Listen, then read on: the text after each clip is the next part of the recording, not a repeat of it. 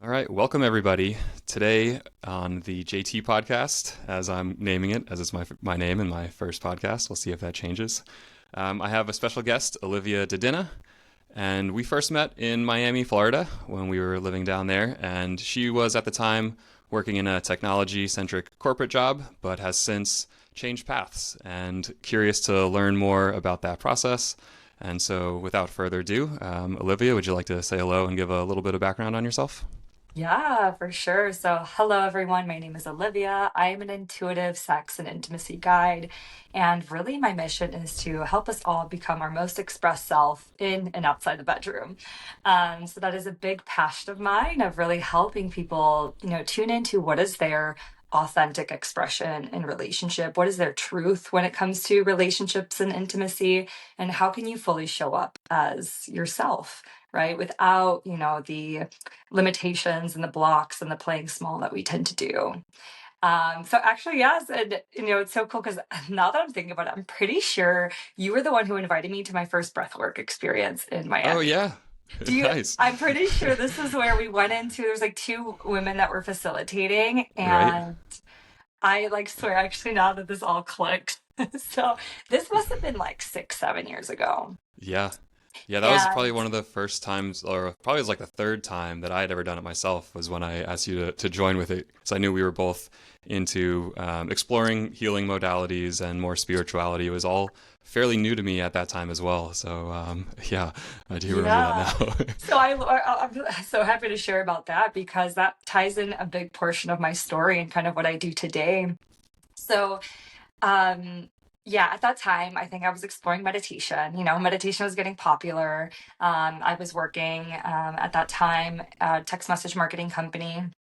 Kind of did the whole thing. Got out of college, worked as an intern, worked my way up the corporate ladder, but was definitely searching for deeper meaning and purpose. And I remember, as an overthinker, as someone who was always overanalyzing in my head, whether that was in business or in relationships, that was like a quality of mind. And meditation was always so difficult for me.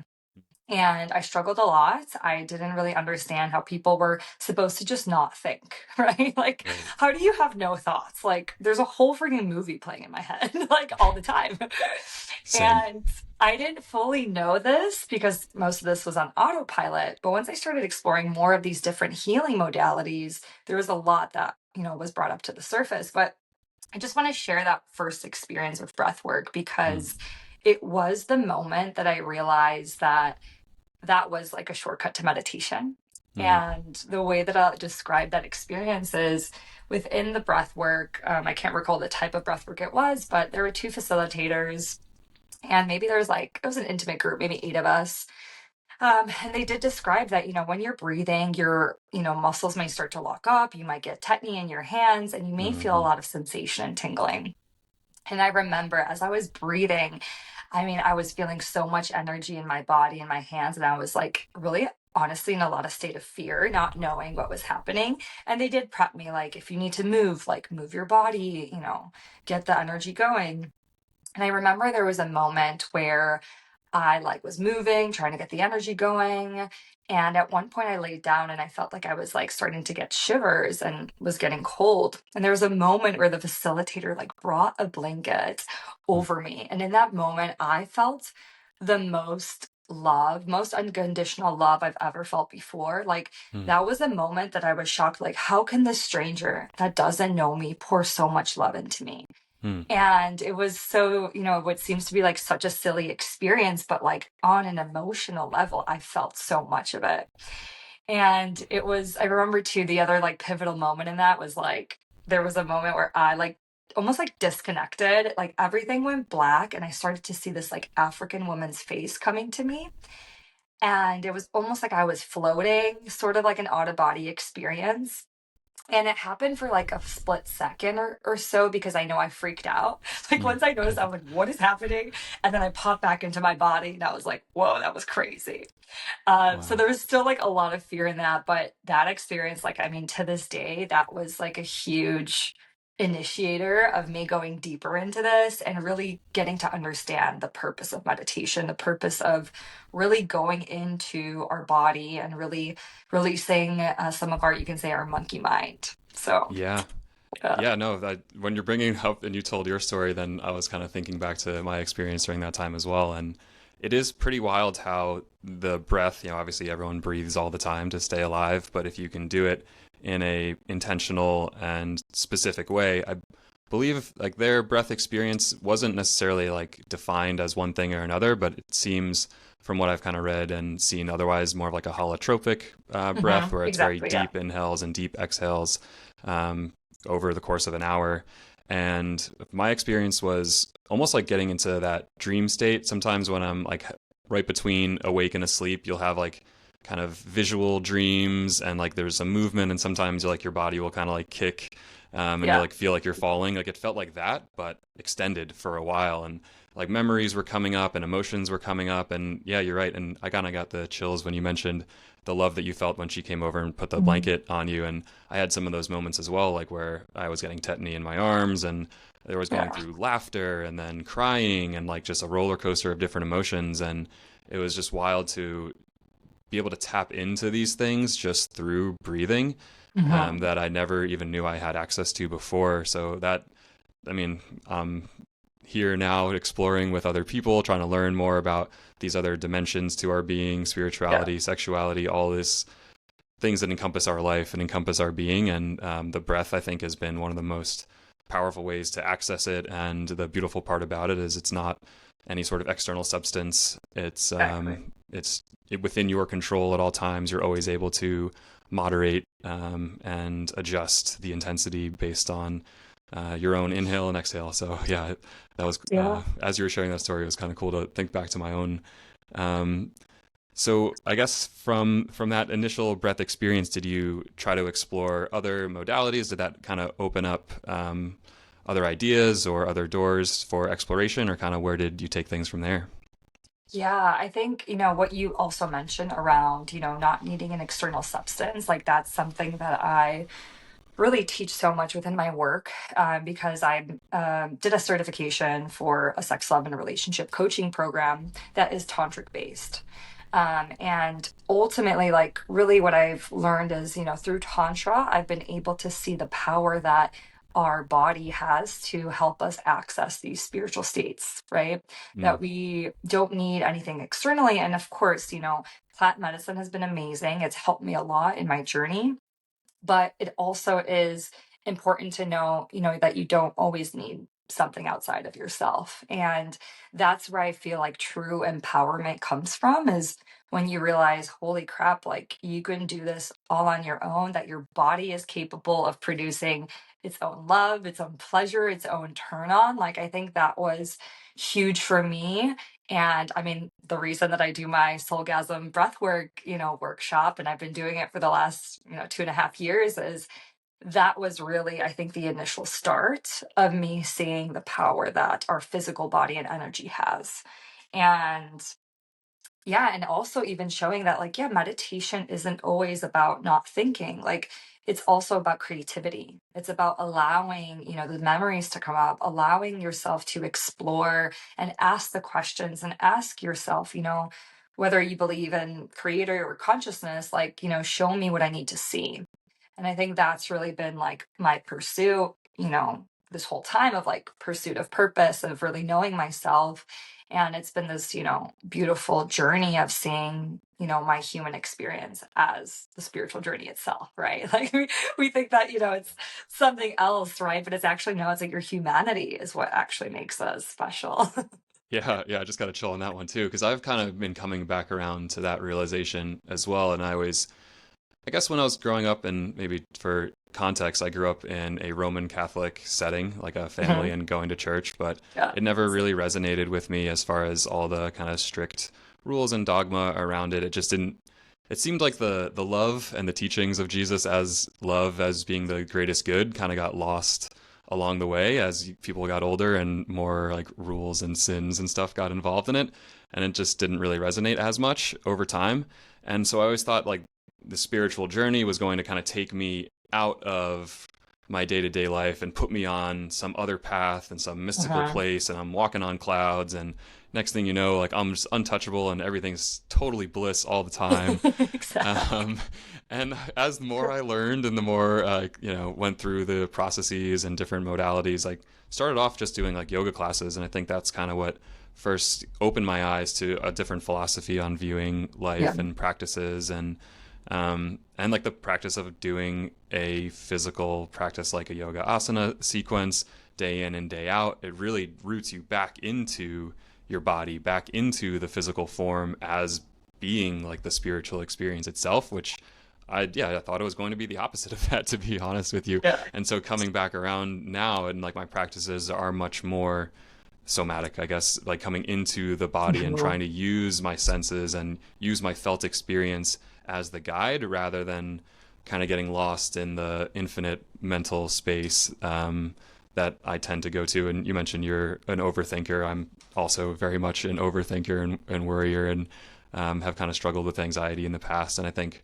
that a big practice for helping to kind of cure those incessant thoughts is coming back into the present moment in your body, trying to feel sensations as fully as you can. Yeah. Um, and yeah, you mentioned Tantra, and I've seen that, written in different things, especially in the yoga tradition, as being like this energetic kind of practice or understanding of like how the body and how like a male and female interact. But like maybe what's your take on it? What's your Yeah. understanding of it? Could you kind of talk about like what is Tantra for you?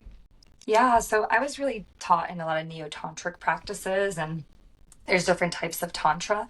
But the way that I always describe it is, tantra, the word itself, is a Sanskrit word meaning to weave. And really, I've taken this as this greater story of like weaving the physical and the spiritual, and also seeing that you are the creator of your experience, right? I think Tantra really shows us that also the body is a vehicle for enlightenment, for manifestation, and that spirituality is not separate from the body, because Hmm. most spiritual teachings take you away from the body, and they actually take you away from desire. So a huge one in Tantra as well is that your desires are actually this fuel, pushing you for understanding your deepest truth, your deepest self love. And even recently, I teach so much around desire, because a lot of us, I say, have a toxic relationship with desire where there's so many shadow aspects of it. It's like maybe you want something, but you feel you're not good enough to have it, or you're unworthy of it. So then you never pursue it. Or maybe you are in the like addictive side where you're always pursuing different desires, but it's never going to be enough, right? So within the tantric path, there's this deeper exploration of like, what are your conscious desires? What are the unconscious desires? And what's really there that your soul is actually seeking for this deeper evolution and fulfillment. So um and sexuality is only one small part of tantra. So a lot of it's really just going into your inner world and seeing how can you go into more balance, more non-duality, because majority of the world today is very black and white. This is yes, this is no, this is good, this is bad. So actually tantra shows you that all everything is really here for experience. There's nothing that's really good or bad, it's just perspective.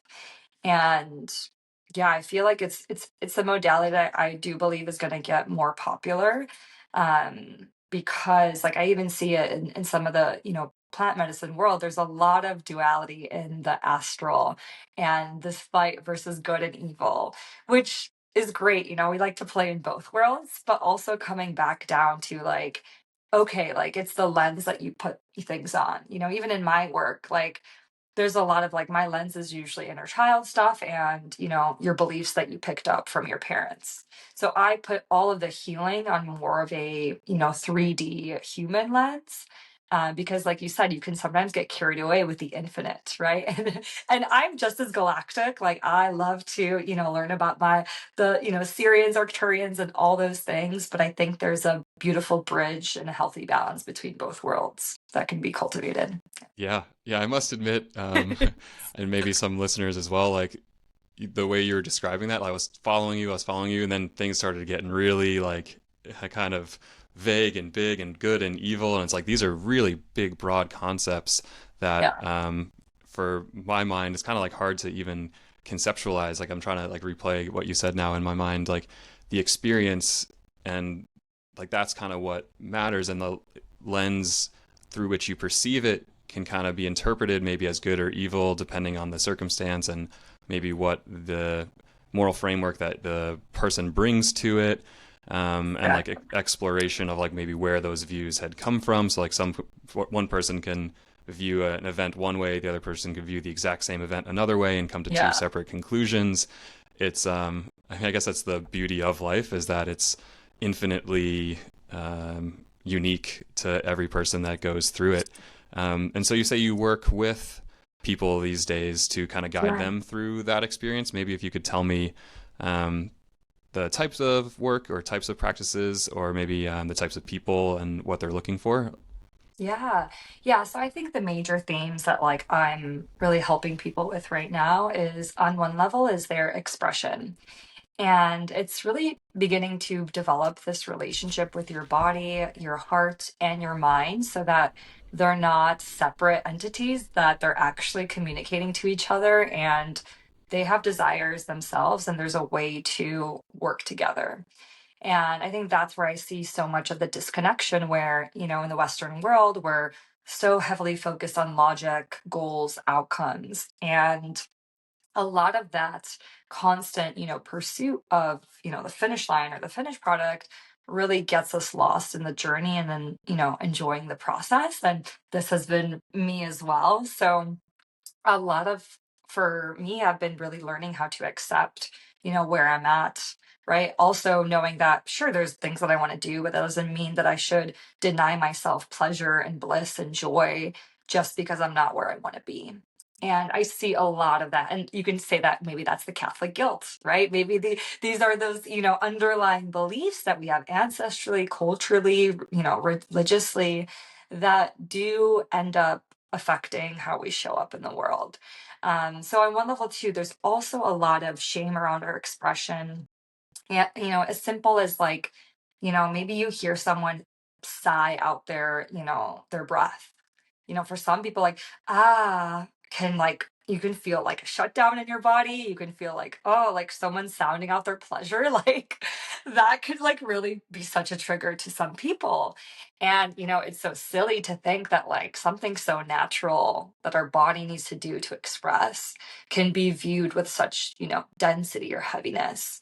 So that is just like one example of how your body remembers and stores all these memories, and until you can really release them, liberate them, they will, keep you small and less expressed and less open and, really hiding in the world. So, you can take that Yeah. in the bedroom, outside of the bedroom, it affects all areas of your life, right? Yeah. So is the work then maybe kind of identifying things that make you, tense up, make you feel heavy, like the instant, like your example just now of a sigh, and maybe that you feel guilt around it because you maybe don't feel that you are deserving of feeling pleasure in that moment, or maybe there was a teacher or an institution or a church or something like that that said, well, that's evil to enjoy, sexual pleasure or sensation, so thus you must be a bad person if you find yourself enjoying something and let out a sigh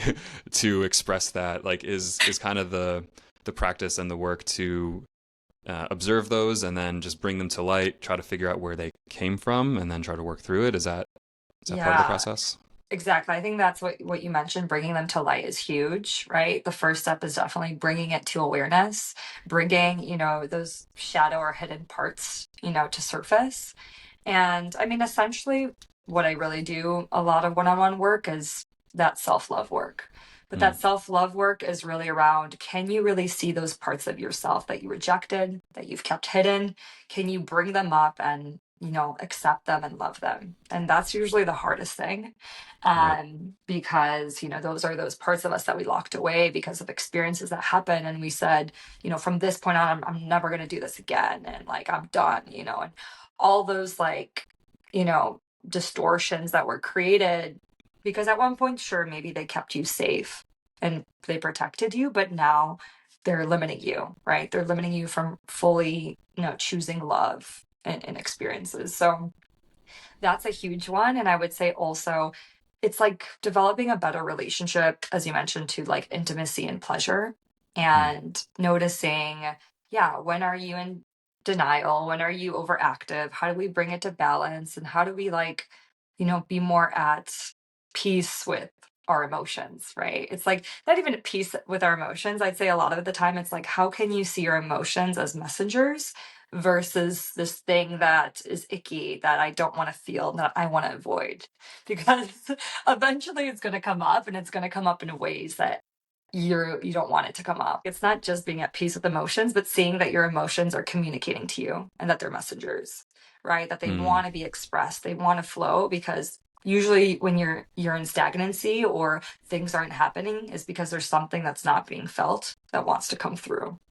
um interesting. and and that's, I would say, the biggest thing of like you really creating this more empowered relationship with your emotions and consciously going into them, right? There's a lot Hmm. around like there's a difference between looping and an emotion, but actually feeling it, getting the message, getting the learning, and and reprogramming. Yeah, I like that, the way you put that, getting the message. I think that's something that Mhm. hadn't really clicked for me until I started reading more on meditation. And I also struggle with a meditation practice. Like I'll do like a seated one in the morning some days, and like it's hard to kind of sit still. It's hard to have my mind not jump from one thing to the other. And so then I was reading on other techniques, and they say there's thousands of different ways to meditate, and you can just have it be more of like a mindfulness practice throughout your day. And some of the other stuff I've read is with emotions, like creating that space to observe them and try to delay or even like stop a immediate reaction to it and not Mhm. like become that emotion. So I like how you're saying like getting a message from it. It's like, okay, this emotion is coming up, almost like it's ringing the doorbell to say like, hey, Yes. special delivery, here's what you need to know. And it's like, Yeah. oh, okay, message received. Like, I don't need to go running out of the house unless, the emotion is something very, very intense that needs Yeah. immediate attention. But you can kind of take it back and maybe work with it, figure out different behaviors or something, actions to take moving forward to address it. Yeah, I like the way that you kind of express that. Um, Yeah, and the whole thing that you mentioned around like the sitting in stillness, it's true. A lot of us should not be sitting in stillness to meditate because there's a lot of physical energy that needs to move before we go into meditation. So like I always recommend, go for that run, go for some physical mm, exertion so that your body can rest and then your mind can kind of tune into whatever. And like as you mentioned, it's like it's sometimes it's like the information is like being unveiled or unfolded, and it's less around figuring it out but like letting it appear, and then hmm not going straight into analysis but almost like following the storyline, following kind of like, okay, I see this, and maybe that's when the story comes up of like, oh yeah, like you're never going to get this, and it's like boom, I caught it. mm. Right, it's like the more you become aware of kind of like what is on autopilot, what's really happening, you start to understand kind of the programming that you have. Yeah. Yeah, because I find myself like trying to get to the end of the story before it's been told, and it's like, oh, this is Yeah. coming up, and like, what it must mean this, and then you just It kind of must, like yeah. Gotta dismiss figure it it and out. move on. But yeah, like the just kind of sit with it, let it play out. Don't feel like you Yeah. need to make it stop. And yeah, Yeah. as oh, go ahead. No, I was gonna say, don't get me wrong. That was me too. Like the one thing that, just as hard as I was on myself in business, I was treating healing that way. So I went Right. through a lot of toughness in my healing journey that I feel like now I do my best to teach others to be more gentle on themselves, Hmm. because that was my own critical nature of me to me that was influencing all areas of life until I really started to shift into a more loving way of talking to myself and being with myself. It's like you literally have to become your own mother, your own father, and it's Mm. like you are literally, there's a version of you that is more like, let's say the mother version, the father version, that is like literally guiding yourself on this journey and on this path. So that's a huge helpful tool of just seeing like, yeah, there is a version of you that is that nurturer, that caretaker that can actually step in and help. Yeah. Yeah. One thing Yeah. that I wanted to just kind of mention, as you said it a little bit earlier, but the body kind of needing to get energy out. before Mhm. you can really sit and like allow these things to come up. That was something that during my yoga teacher training, they mentioned that the asana practice is actually more of like a newer addition to the base goal of yoga, yoga being trying to settle the fluctuations of the mind. Yeah. And they were realizing that some of their students, or maybe all of their students, like, oh, they're not really able to settle their minds because they got so much pent up energy. So, like, maybe let's Exactly. get them to do a whole bunch of asanas and moving around and like tire themselves out and like stretch Yeah. themselves out so that the energy can kind of dissipate a little bit so that they can sit there and maybe they're a little tired and Yeah. they're catching their breath and they're able to focus on their breath, and that'll allow them to relax a little bit more into the experience and not try to get it over with kind of as soon as possible. And that's another thing that, as you were describing it, I think for myself, and maybe a cultural thing of this kind of goals and accomplishment and having a finish line, I bring that to my personal life probably too much, my career too much, my meditation and healing practices. It's like, okay, like I'm gonna be done one day, right? Like it's gonna end and I'll be Yeah. healed and I'll be, oh, it's over, it's all good. But another kind of good little nugget that came out of yoga teacher training is it's an endless journey of self-discovery, and it might even It's take multiple lifetimes if that's something you believe in. So it's like, oh, and at one point it's like, or one part of me is disappointed that like, oh man, I'm never going to accomplish it. But then it also sort of relieves the pressure to feel like I need to finish. So it maybe makes it a little bit easier to swallow, saying like, hey, there is no finish line. I Mhm. can take my time with it. I can let things kind of play out as they would, and I don't feel like I need to get this done within any particular time frame. I think Yeah. that's been like another kind of key insight for me is like there is no end, unless I mean death is the end, but who knows? And you get reborn. Yeah. That's No. Yeah. so these practices are kind of unfolding over, and the experience, like we kind of mentioned at the beginning, like the experience itself is what's teaching you, is what's guiding you. The universe that you interact with day to day is the things that's going to bring up those lessons for you. Um, Yeah, and I would say that's the reason too is why I even, went into sex and intimacy because I saw that energy within our intimate life, right? Like people are so focused on performance, on the orgasm that like either people are faking it, they're not enjoying it, they're not like they think it's supposed to be some way, so they just are repeating things and no one's really talking about how like maybe it should be different. Maybe they want to do this and maybe it should be like this. And it's crazy because I even, work with married, couples that maybe have been together 10, 15 years, but never took the time to ask the question, like, oh, what do you really desire? Like, what do you want to explore? Out of fear that maybe the partner's not going to accept it. Maybe the partner's going to leave them. And like, there's all these things where ultimately it's like the more that we can build that muscle of vulnerability and know that we're going to be safe no matter what, our relationships are going to change. Our sex life is going to change because it's going to have a different flavor. It's going to have less of the, constriction. It's going to be more liberated. So, even as you mentioned, like, yeah, that endless journey, if you were in that states of bliss and pleasure, you'd be like, "Oh my gosh, I never want this to end," right? right. So it's kind of like also the lens of, the more that we can work through some of the, patterning that we have, things do become more flow, more synchronicity, more magical. And of course, there will be times I think, as much work as I've done as well, I still go into my patterns sometimes. But the one thing I know for certain is I get out of them way quicker, right? I learn from them way quicker. What maybe took me, weeks to process, I can now do in 24 hours. Interesting. So I always say that the intensity may not change, at least what I'm learning for myself. It is just as intense. I will still process things from childhood and it will literally feel like I'm experiencing it now, but I'm no longer hiding from it or running away. I'm able to go through it. And so it becomes this like different experience of going through healing and expansion.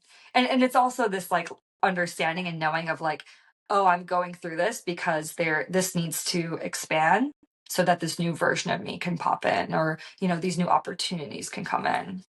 Interesting. Yeah, because it Yeah. seems like maybe put it in a metaphor of like working out at the gym. Like when you first kind of start out, maybe in the first few years, you're like, oh, like I'm not really getting stronger, I'm not really getting better. Uh-huh. It's like the weights don't get lighter over time, but like you get stronger over time and you get more accustomed to them, and maybe your recovery time and like your soreness Yes. starts to like decrease. So maybe like is it a fair assessment to make on your work that the goal isn't to necessarily like get rid of all those things and get rid of these emotions that come up. It's just to be able to manage them maybe more effectively or more efficiently. Exactly. It's like it's your relationship to them. Like I always say, that fear is going to be there when you're born, when you die, but it's your relationship to the fear, how you see the fear, right? Do you welcome it? Do you see it as your friend that's pushing you for greatness, or do you see it as a stop sign? Right? Mm, That's the easiest example I can say. And that's the thing. Same thing, with any of like the shame and the sadness. Like, they're coming up to really push you into knowing who you are, knowing what you really came here to do and to experience and to create. So, actually, yeah, I haven't heard that, and I like that a lot. Fear pushing you for greatness. Could you maybe like expand on that a little bit and what your thought process yeah. around that is? Yeah, so I do actually really cool exercise with clients where we project fear onto a pillow and then we see what it looks like. We see what we're feeling in our body as we look at it. And then we actually become the fear by sitting on that pillow. And then we look at ourselves. And Mm, the cool thing that happens is you start to physically experience the fear one in the body and also the wisdom that it's trying to share with you. And you get this like perspective shift, seeing that the fear is actually working with you, not against you. mm, And I think that's the, biggest thing is we were never taught this, you know, intelligence of emotion, right? That our emotions are, in my opinion, and in tantric path, they are very intelligent, right? There mm, there is a intelligence that's, within them, and there's a reason we have emotions. And I think, even if someone who's more the spiritual into the galactic things, like they say that, as humans, like we feel way differently than other, beings and species. So there's a consciousness to our emotions. And so when we start to see the sacredness, like one example, like anger, anger and frustration in its, you can say its gift form is vital energy and power and mm. force, like in a good way, right? When it's channeled in a healthy way. Yeah. So same thing, grief. I've done a lot with grief where, we think grief is this heaviness and the sadness, but no, grief is asking us to slow down, right? To Mm. connect again, to take a pause and to really just slow down. So Interesting. Yeah. I would say like all these emotions, I'm sure for everyone have a little bit of um, different wisdom to share, but there's definitely qualities that you can find within all the emotions that are present. Yeah. Like seeing the benefits. Yeah, because I know for myself, like something like anger, just always assuming, oh, this is bad. I should just try to Yeah. limit it as much as possible. But yeah, I mean, it does provide maybe adrenaline, which maybe help Yeah, you it's a to accomplish motivator. It's something. yeah, it's saying something is not right. I need to do something, right? So Hmm. obviously we're not saying take your anger and aggression out on someone, Hmm. but go for that run, experience the power and be like, okay, I want to make a difference. I want to change. Yeah. Yeah. Because, Leverage. that's massive. A lot of people who suppress and repress anger, they don't feel, their power. They don't feel, their I could say yes. Anyone that's like, yeah, there's certain emotions if they're repressed, suppressed, that, they're gonna like show up in different ways or want to come out. Interesting. Yeah, there's a lot to unpack there, but maybe I'll move on. Yeah, We can save that for another time. for I sure. wanted to touch on because you work obviously intimacy requires two people to have something between them, the intimacy Mhm. between them. Do you typically work with couples like present or maybe one on one? Is there a preferred route for that?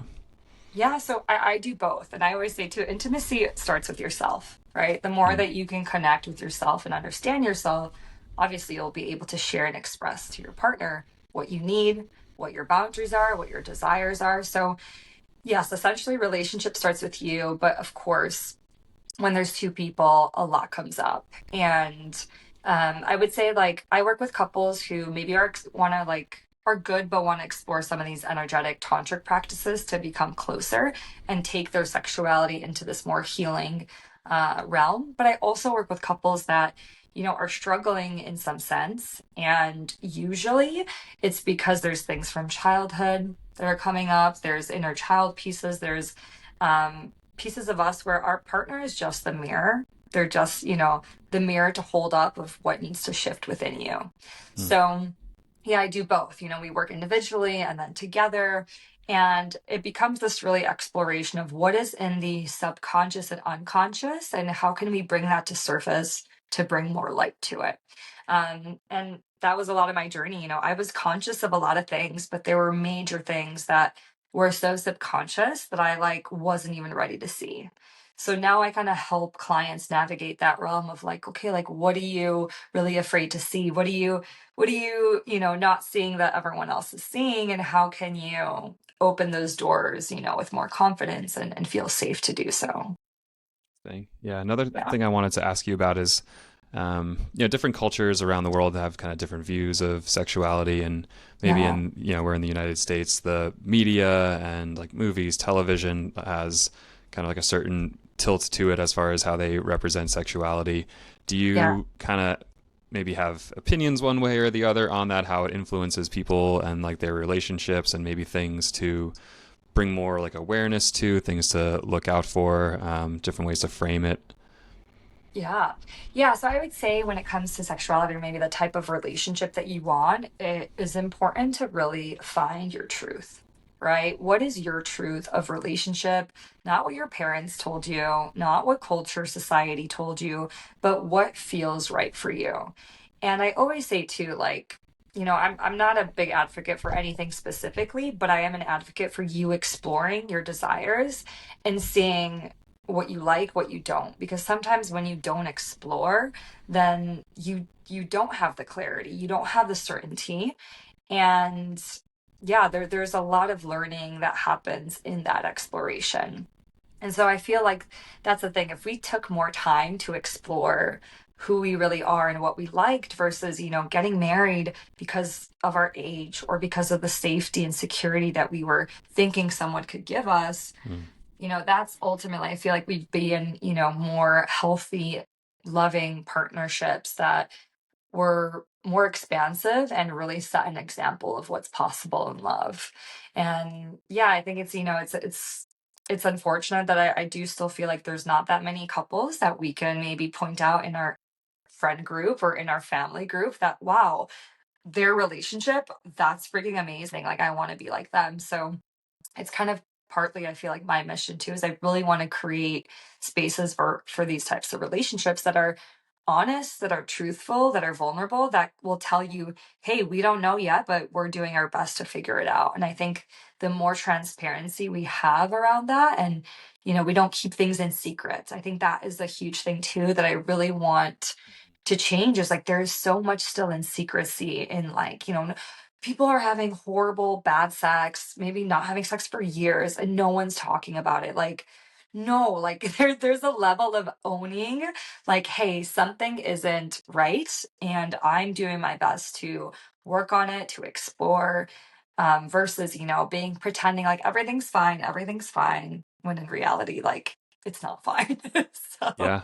I know that was like a long-winded Oh answer, yeah, it was but I good. hope Yeah, that it's helps. kind of seems like, just like other maybe therapeutic approaches, it's all about kind of confronting those things that maybe are taboo, maybe you feel uncomfortable around, but Yes. there's likely a reason that you feel uncomfortable around it, because maybe there's some doubts, maybe there's some, Hmm. judgment or fear of judgment from others around it. So yeah, that's helpful that people can think about it as your own unique experience, and then the unique experience between you and your partner. You don't need Hmm. to necessarily conform to, maybe there is no ideal. There's maybe good things to strive for. Maybe, Yes. love and connection and trust, I think would be Yeah. like kind of broad things to go for. But Hmm. yeah, that individual path certainly seems And important. and that's the thing. I think it's between you and your partner to decide, right? To talk about these things, to really, and I think that's the thing, is like, because I will always value truth. Um, I mean, truth and love, right? But there's a level of truth, right? That sometimes love, just because you love someone, it's not enough, right? Mm, Love can be like, yes, you can love someone, but that doesn't mean that there's compatibility, that there's, a value system, right? There's a lot more, I think, when it mm. comes to relationships that we have to have more open conversations about. Yeah, yeah, awesome. Well, I Yeah. wanted to give you some time to say any final last thoughts you wanted to share, or where anyone that's listening can find you, reach out to learn more. Yeah. So, yeah, I'm currently based in Miami. So if you are here, I do a workshop called Soulgasm, a tantric breathwork experience. I do take this on tour as well. So you can find me on Instagram at olivia.lovemagic and then on my website, besuccessful.com. And I have an array of different one-on-one offers, as well as workshops that I host. So definitely check it out. And yeah, I guess my biggest, maybe even like share is that, really treat your intimacy and spiritual journey with play and curiosity. The more that you can really see it as this, beautiful unfolding, versus a problem that you need to fix, that you need to work at or work through, it starts to change, how you show up and how you see things. So always go with that foundation of play and curiosity. Excellent. Yeah, good advice, good words to live by there. Yeah. Yeah, thank you again for taking the time to come on the show today. We'll drop the links to your Instagram and the website when I post the podcast. And yeah, looking forward to having you back on sometime soon. Amazing. Thanks so much, JT. Thank you.